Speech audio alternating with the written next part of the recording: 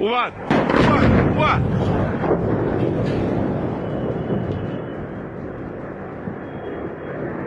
Nagmamakawa na ang Iran. Nakipag-ugnayan ng intelligence ng Iran sa CIA para talakayin ang kondisyon sa pagtatapos ng labanan. Ngunit sagot ng Amerika, huli na. At ang lalaking nag-utos ng tangkang pagpatay kay Trump ay patay na rin. Sigurado akong narinig nyo na lalala pang tensyon pagkatapos na yung kalawang araw. Kagabi, nangyari nga yun. Pakinggan nyo ito.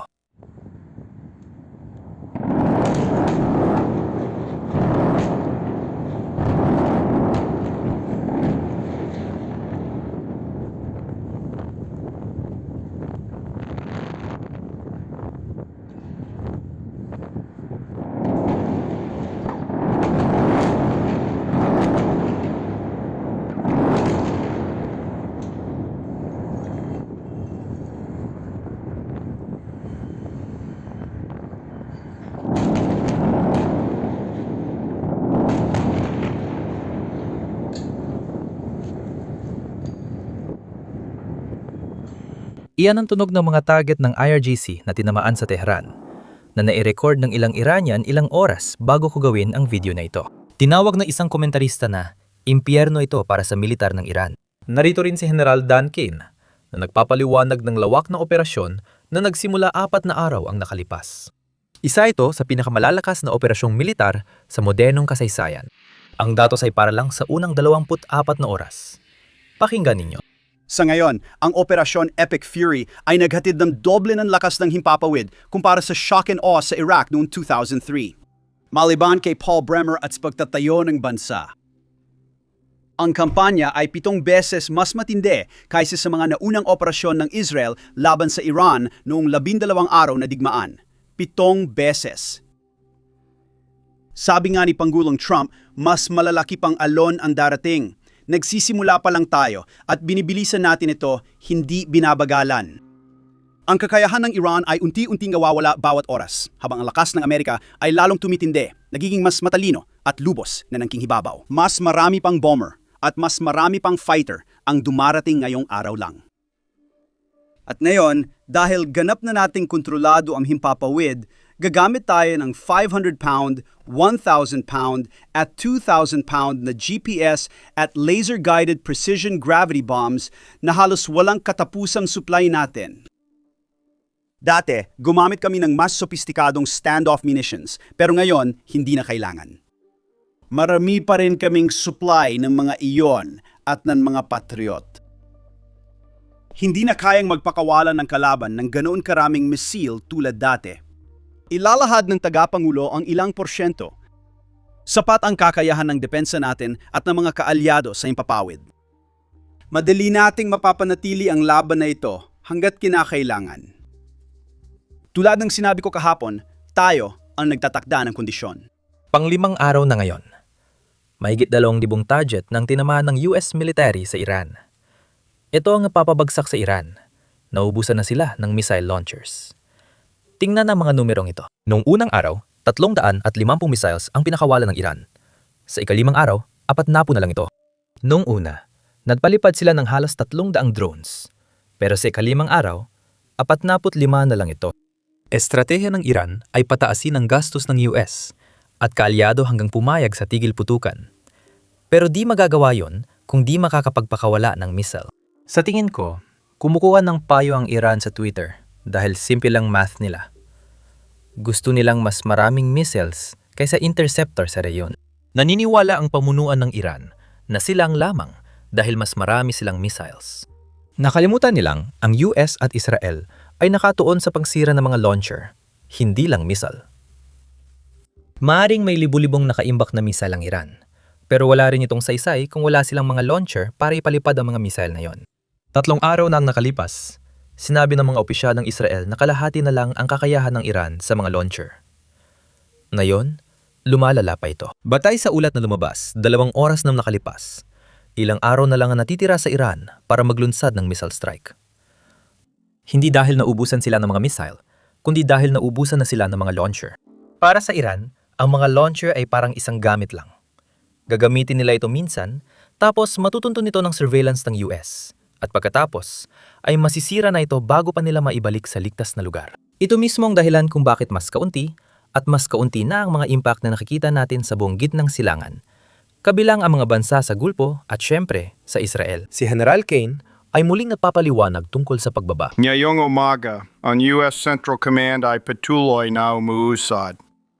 Ang pagpapaputok ng theater ballistic missiles ng Iran ay bumaba ng 86% mula nung unang araw ng labanan na may 23% na pagbaba sa nakalipas na 24 na oras. At ang kanilang one-way attack drone shots ay bumaba ng 73% mula nung mga unang araw. Ang pag-usad na ito ay nagbigay daan sa CENTCOM na magtatag ng lokal na air superiority sa katimugang bahagi ng baybayin ng Iran at mapasok ang kanilang depensa gamit ang napakatinding katumpakan at firepower. Magsisimula na tayong magpalawak, papasok sa kalupaan, umatake ng mas malalim pa sa teritoryo ng Iran at lumikha ng dagdag na kalayaan sa pagkilos para sa mga puwersa ng US. Narito ang isang interesting at ironic na balita. Kinumpirma kahapon ni Admiral Cooper na nagpapalipad na ng one-way drone sa Iran ang US Army. Ito ang mas pinahusay na bersyon ng Shahed drone mula Iran, na binibigay din nila sa Russia at ginagamit laban sa mga sibilyang Ukrainian. Hulaan mo? Kinuha ng US ang disenyo, pinaganda, at ibinabalik sa Iran para patamaan ang mga pinagbulan ng drone. Pakinggan mo. Sa unang pagkakataon, inilunsad ng Drone Task Force ng US Central Command Task Force Scorpion Strike ang hindi mabilang na one-way attack drones na nagdulot ng malaking epekto. Gusto ko lang ipunto na ang mga drone ay orihinal na disenyo ng Iran. Dinala namin ito sa Amerika, pinahusay at inilunsad pabalik sa Iran.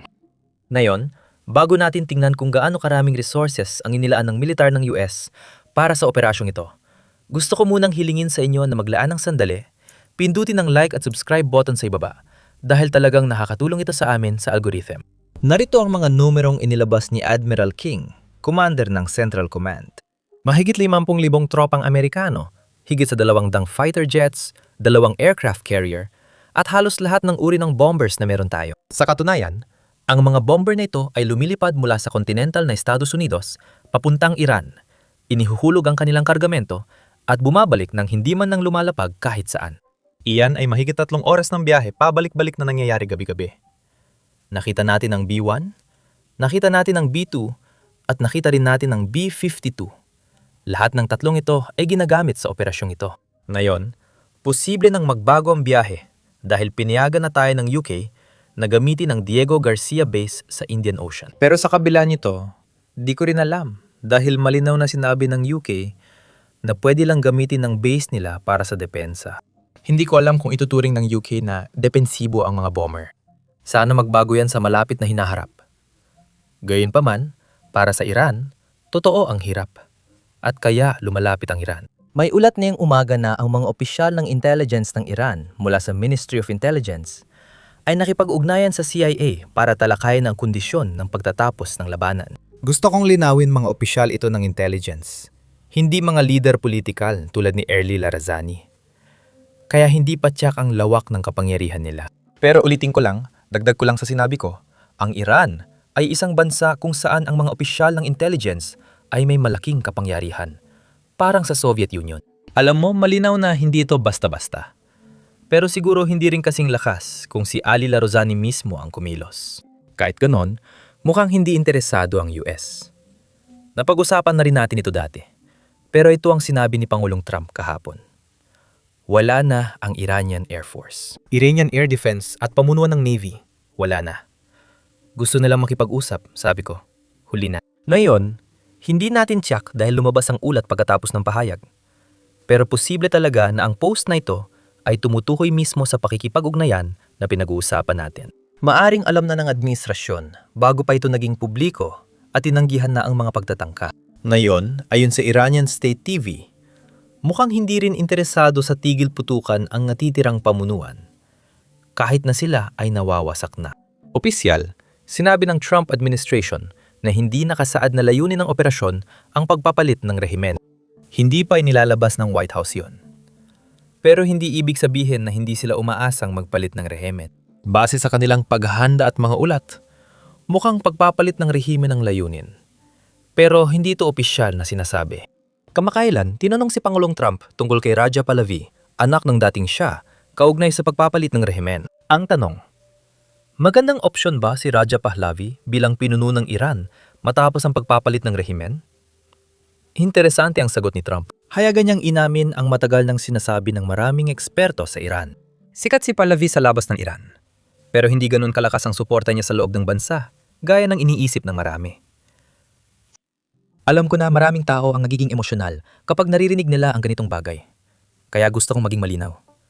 Nakikita mismo ni Pangulong Trump yon. Sa tingin ko, mas maganda ang intelligence niya kaysa sa karamihan ng nanonood ng videos ko. Kaya pakinggan ninyo ito. Ano si Crown Prince Reza Pahlavi? Opsyon mo ba siya? Sa tingin ko, may gusto sa kanya pero di pa namin masyadong napag-uusapan. Para sa akin, mas bagay siguro kung galing sa loob ang pipiliin. Nasabi ko na yan, mukha naman siyang mabait na tao. Pero para sa akin, mas okay siguro kung yung nandun na yung kasulukuyang sikat kung meron mang ganun tao. Meron talagang mga ganitong tao at meron ding mas moderate.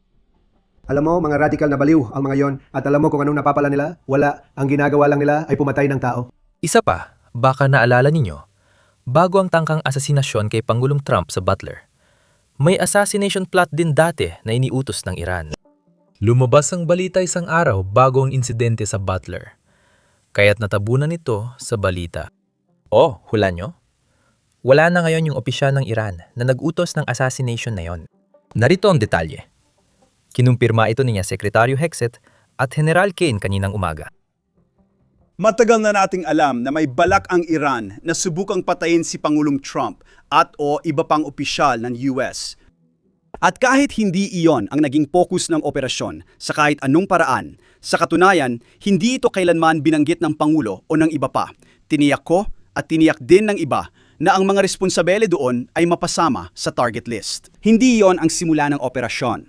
Nakatuon kami sa mga misil at mga launcher at yon ang focus. Sa huli, kung nabigyan kami ng tsansa na abutin ang mga nananakit sa mga Amerikano, gagawin namin yon.